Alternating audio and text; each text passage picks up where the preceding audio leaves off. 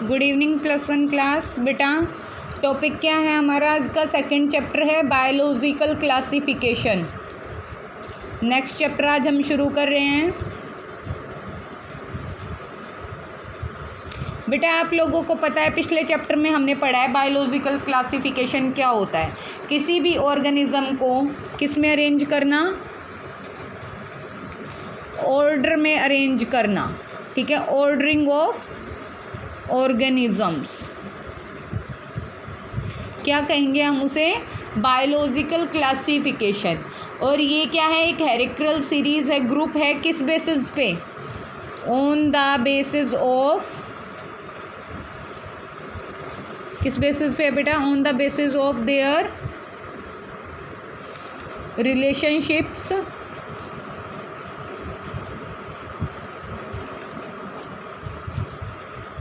Morphological मतलब उनका structure, evolution, adaptation, ठीक है, and so on other. Okay, तो बेटा बायोलॉजिकल क्लासिफिकेशन की ज़रूरत क्या है? हमारा क्वेश्चन यहाँ पर ये पुट होता है कि what is the need of biological classification. तो बायोलॉजिकल क्लासिफिकेशन की ज़रूरत क्या है कि वास्ट एरिया के अंदर, अर्थ का इतना जो वास्ट एरिया है, वास्ट नंबर ऑफ ऑर्गेनिजम्स में किसी पर्टिकुलर ऑर्गेनिज्म को ढूंढने के लिए, उसकी स्टडी करने के लिए हमने उनको ग्रुप और सब ग्रुप्स में डिवाइड किया है। तो इसलिए मतलब स्टडी को इजी करने के लिए हमें बायोलॉजिकल क्लासिफिकेशन की ज़रूरत है। तो बेटा एडवांटेज क्या है? Advantage of biological classification.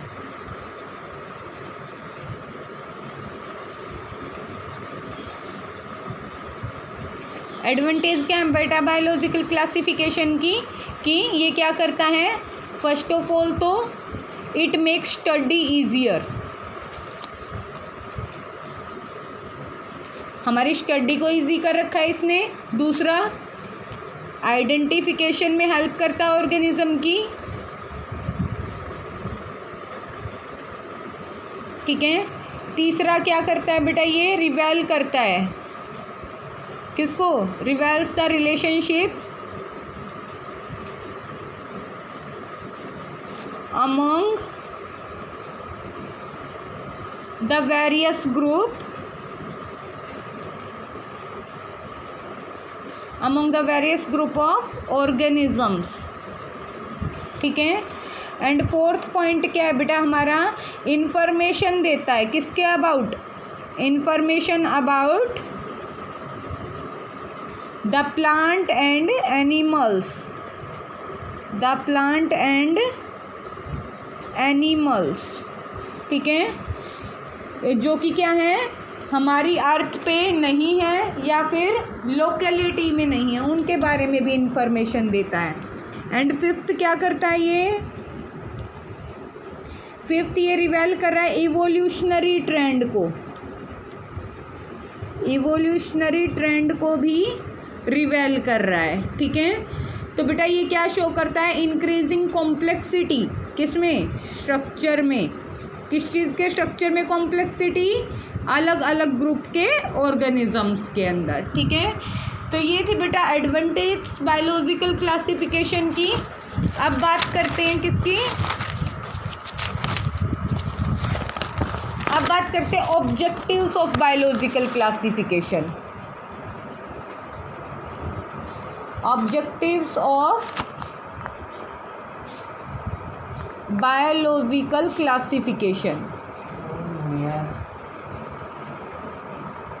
Objectives क्या क्या है बेटा? यहाँ पर 3 ऑब्जेक्टिव्स है इसके। फर्स्ट क्या है? एक तो रिकॉग्नाइज कर रहा है किसको? प्रिसाइज डिस्क्राइब कर रहा है बेसिक यूनिट को क्लासिफिकेशन की, ठीक है। और क्लासिफिकेशन की बेसिक यूनिट क्या है? फर्स्ट चैप्टर में पढ़ा था, species. Species is the basic unit of classification.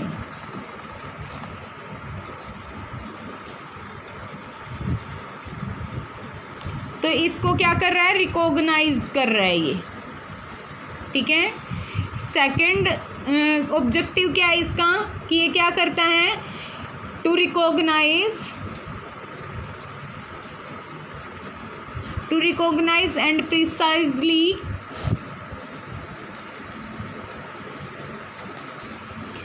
describe the basic unit of classification. ठीक है, नेक्स्ट क्या है, to indicate the phylogeny. Second क्या है, ये हमारा फर्स्ट था, सेकंड क्या है बेटा, to indicate the phylogeny. Phylogeny हम किसे कहते हैं बेटा, इवोल्यूशन की स्टडी को कहते हैं. ठीक है, तो फाइलोजेनी को इंडिकेट करता है कि इवोल्यूशन किस डायरेक्शन में हुआ है ऑर्गेनिज्म के अंदर. ठीक है, और थर्ड क्या है बेटा, इसका थर्ड ऑब्जेक्टिव है कि एक एप्रोप्रिएट मेथड है किस चीज़ का, बेसिक यूनिट का, स्पीशीज़ की. मतलब ये क्या करता है, असेंडिंग ऑर्डर में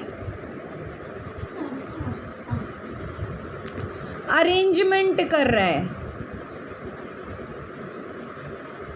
और क्या कर रहा है, सिमिलरिटीज़ और रिलेशनशिप के बेसिस पे असेंडिंग सीरीज बना रहा है ग्रुप की. ठीक है, तो बेटा ये क्या है हमारा थर्ड ऑब्जेक्टिव. अब बेटा जो बायोलॉजिकल क्लासिफिकेशन की हम बात कर रहे हैं, यहाँ पर दो टाइप का क्लासिफिकेशन है. एक है 2 किंगडम क्लासिफिकेशन और दूसरा है 5 किंगडम क्लासिफिकेशन. तो आज हम ओनली 2 किंगडम क्लासिफिकेशन पढ़ेंगे. ठीक है, तो बेटा बात करते हैं 2 किंगडम क्लासिफिकेशन की.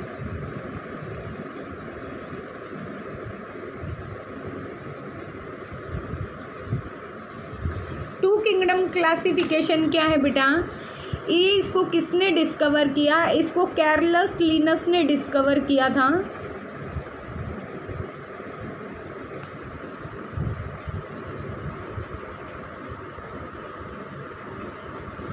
कब डिस्क्राइब किया बेटा, 1758 में उसने इसे डिस्कवर किया. ठीक है, इसने ऑर्गेनिजम्स को 2 ग्रुप में डिवाइड कर दिया, 2 सब ग्रुप्स के अंदर, जिनका नाम क्या था, फर्स्ट इज प्लेनेटी किंगडम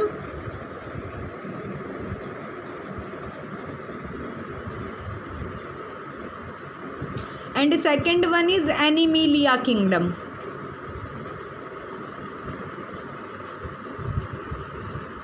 ठीक है, तो प्लेनेटी किंगडम में तो क्या क्या आता है बेटा, फर्स्ट की बात करते हैं. प्लेनेटी किंगडम में क्या क्या आता है, bacteria, fungi,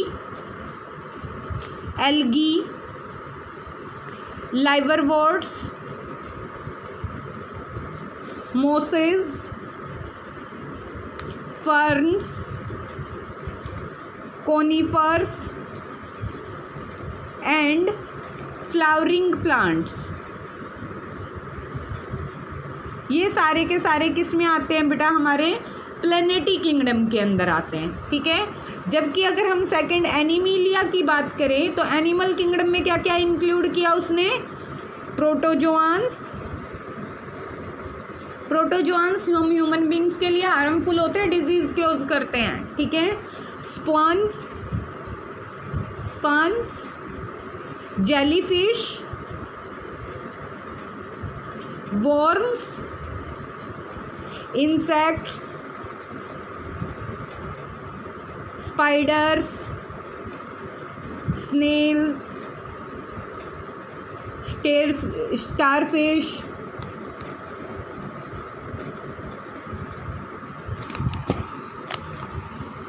millipedes,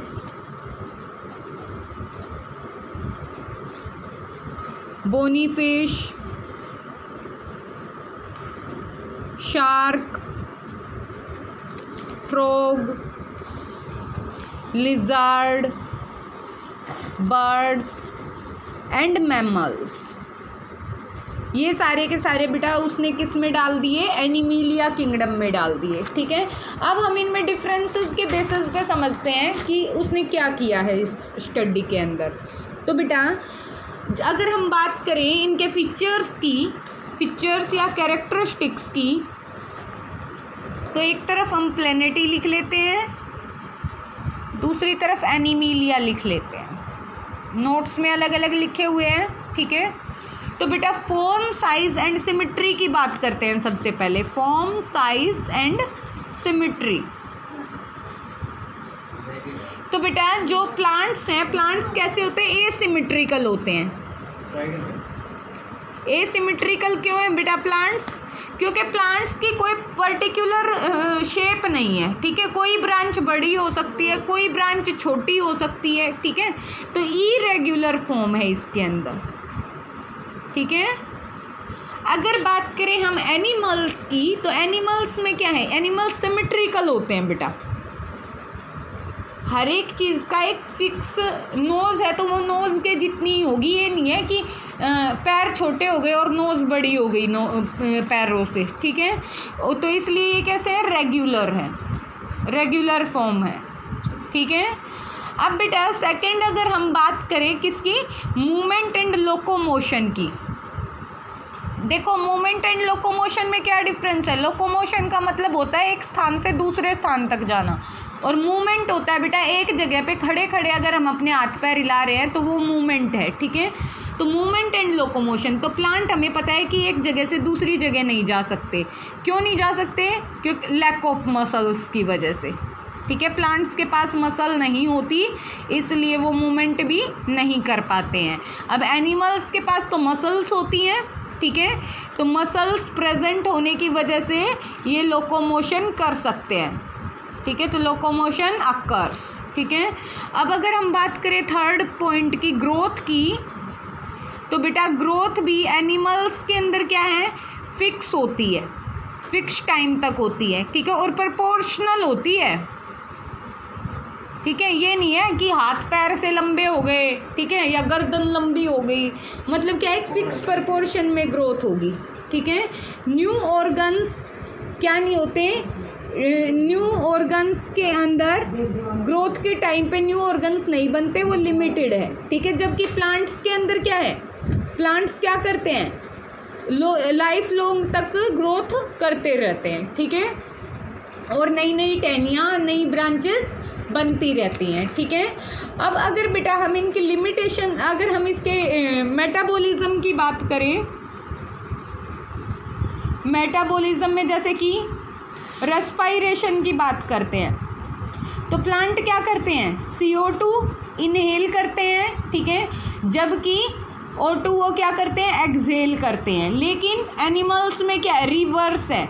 animals O2 inhale करते हैं, CO2 एक्सहेल करते हैं, ठीक है। ना ही अब एनिमल्स के पास तो रेस्पिरेटरी ऑर्गन होते हैं, लंग्स होते हैं, लेकिन प्लांट्स के पास लंग्स नहीं होते हैं। एक्सक्रीशन की अगर हम बात करें, तो एक्सक्रीटरी सिस्टम एनिमल्स में प्रेजेंट होता है, किडनी होती है, जबकि प्लांट्स के अंदर क्या नहीं होती, किडनी नहीं होती है। वो एक्सक्रीशन किसके थ्रू करते हैं, लीफ के थ्रू एक्सक्रीशन करते हैं, ठीक है, पत्तियों के थ्रू करते हैं।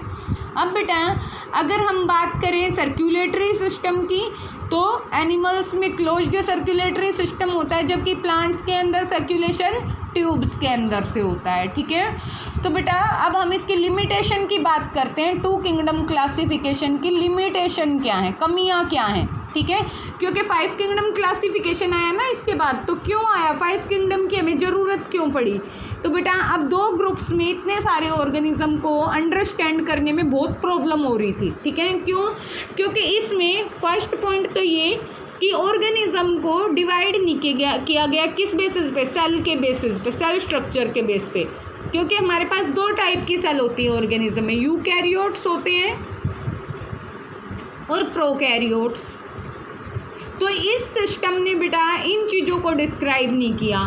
सेकंड वन क्या नहीं हुआ कि सिंगल सेल्ड ऑर्गेनिज्म भी हैं और मल्टी सेल्ड भी हैं, तो इसने यूनिसेल्यूलर, सिंगल सेल्ड और मल्टी सेलुलर में भी कोई डिफरेंस नहीं बताया। इस बेसिस पे भी ये अरेंज नहीं थे ग्रुप्स में।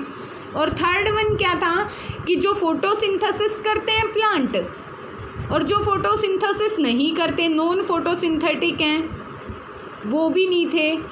तो इस वजह से बेटा ये सारी की सारी इसकी कमियां थी। इस वजह से 5 किंगडम क्लासिफिकेशन लाने की ज़रूरत पड़ी। अब देखो 2 किंगडम में इतने सारे ऑर्गेनिज्म थे, तो अब ये सोचो 5 किंगडम्स आ गए, तो इन्हीं में से कुछ ऑर्गेनिज्म अलग अलग चले गए।